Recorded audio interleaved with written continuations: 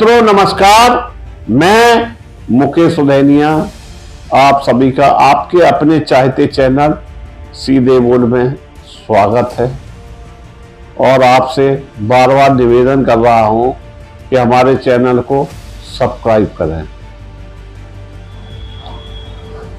हम आपके सामने नवरात्रि के समय देवी पूजन क्यों होता है और देवी का क्या महत्व है, इसके मामले में कुछ अवगत कराना चाहते हैं। नवरात्रि का समापन रामनवमी के साथ होता है मित्रों, लेकिन क्या आपको मालूम है कि आखिरकार नवरात्र का नाम भगवान श्री राम पर ही क्यों पड़ा है? आइए हम आपको बताते हैं विस्तार से, साथ ही यह भी बताएंगे कहते हैं कि भगवान राम का धरती पर जन्म इसी दिन हुआ था। भक्तों के दुखों को दूर करने और दुष्टों का अंत करने के लिए श्री राम त्रेता युग में इसी दिन पैदा हुए थे, यानी कि नवरात्र के 9वें दिन श्री राम मध्य दोपहर के कर्क लग्न और पुनर्वसु नक्षत्र में पैदा हुए थे। भगवान राम के जन्म की इस तारीख का जिक्र रामायण और रामचरितमानस जैसे धार्मिक ग्रंथों में भी किया गया है। श्री राम स्वयं भगवान विष्णु के अवतार थे।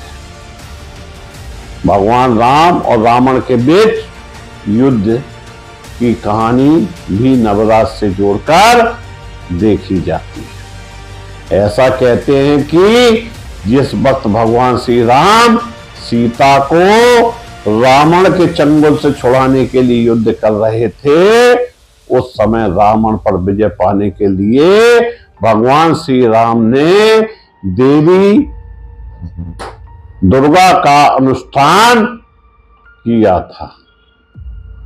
यह पूजा अनुष्ठान पूरे 9 दिन तक चली थी, जिसके बाद मां दुर्गा ने भगवान श्री राम के सामने प्रकट होकर उन्हें जीत का आशीर्वाद दिया था। वहीं 10वें दिन भगवान श्री राम ने रावण का वध कर विजय हासिल की थी। नवरात्रि का विशेष महत्व है और मां के भक्तों को वही सिद्धता के साथ नवरात्रि का इंतजार रहता है। वैसे तो साल में 4 बार नवरात्रि पर्व आते हैं, जिसमें 2 गुप्त नवरात्रि और 2 प्रत्यक्ष नवरात्रि होती हैं, लेकिन सर्दी नवरात्रि की हमारे शास्त्रों में विशेष महत्वता बताई गई है। इन 9 दिनों के दौरान देवी दुर्गा के अलग अलग 9 रूपों की पूजा की जाती है। सर्दी नवरात्रि के दौरान महाअष्टमी के साथ साथ महानवमी तिथि का विशेष महत्व बताया जाता है मित्रों।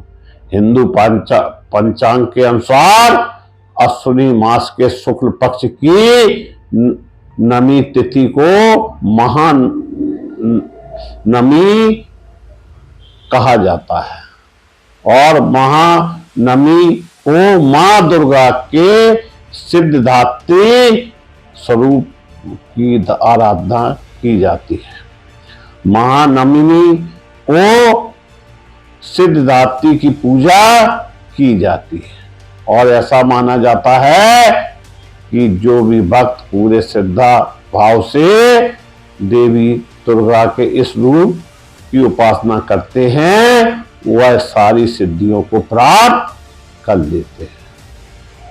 यह है नवरात्र का महत्व। हिंदू धर्म में मां सिद्धिदात्री को भय और रोग से मुक्त करने वाली देवी के रूप में जाना जाता है।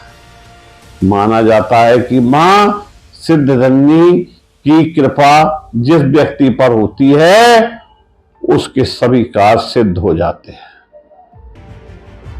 मानता है कि महिमासुर नामक एक राक्षस था जिसने चारों तरफ हाहाकार मचा रखा था। उसके भय से सभी देवता परेशान थे।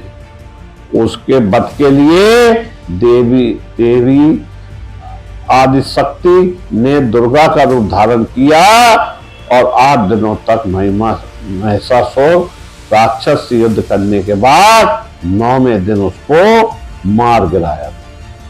जिस दिन मां ने इस अत्याचारी राक्षस का वध किया उस दिन को महानवमी के नाम से जाना जाने लगा। महानवमी के दिन महास्नान और पूजा करने का रिवाज है। यह पूजा अष्टमी की शाम ढलने के बाद की जाती है। दुर्गा बलिदान की पूजा नवमी के दिन सुबह की जाती है। नवमी के दिन हवन करना जरूरी माना जाता है। हवन करने से जहां आपकी आत्मा शुद्ध होती है वहीं देवी देवता भी प्रसन्न होते हैं, क्योंकि इस दिन नवरात्रि का समापन हो जाता है और मां की विदाई कर दी जाती है। महानवमी को लोग 9 कन्याओं को भोजन कराकर अपना व्रत खोलते हैं। मां के इस रूप में उपासना करने से सभी प्रकार की सिद्धियां प्राप्त हो जाती है। जो लोग अष्टमी के दिन कन्या पूजन नहीं कर पाए तो उन्हें नवमी के दिन कन्या पूजन करना चाहिए। कन्या पूजन के लिए 2 साल बच्चियों से लेकर 10 साल तक की कन्याओं और एक बालक को आमंत्रित करें। इसके बाद सभी कन्याओं के पैर खुद अपने हाथों से धोएं, उनके माथे पर कुमकुम अक्षत का टीका लगाएं। इसके बाद कन्या के हाथों में कलावा बांधें, एक थाली में घी का दीपक जलाएं और सभी कन्याओं की आरती उतारें। आरती करने के बाद सभी कन्याओं का भोग लगाएं और उन्हें खाना खिलाएं। वहीं हम आपको यह भी बताते चलें, इन्हीं नवरात्र में हनुमान का भी जन्म हुआ। राम जी के जन्म के ठीक 6 दिन बाद भगवान हनुमान के जन्म की घटना को आप भले ही संयोग मान सकते हैं, लेकिन यह संयोग नहीं बल्कि इसके पीछे एक बड़ा कारण है। तुलसीदास जी हनुमान चालीसा तुलसीदास जी लिखते हैं, भीम रूप धरे असो सहारे, रामचंद्र जी के काज संहारे। सारे काजों को संभालने के लिए भगवान हनुमान का जन्म हुआ। इसका अर्थ है कि राम जी सबके बिगड़े काम बनाते हैं, लेकिन उनके काम हनुमान जी ही करते हैं। यही कारण है कि प्रभु राम की सहायता करने के लिए हनुमान का जन्म रुद्र के 11वें अवतार के रूप में हुआ।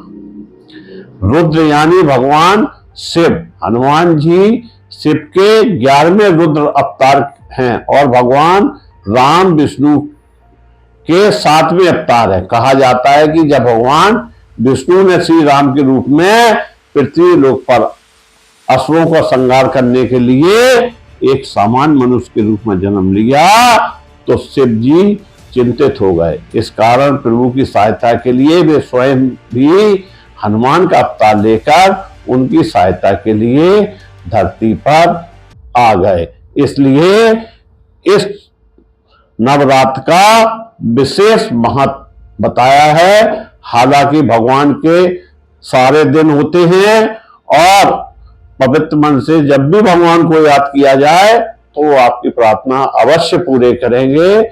इसी के साथ साथ पुनः आप सभी को नवरात्रि की हार्दिक शुभकामनाएं और मेरा नमस्कार।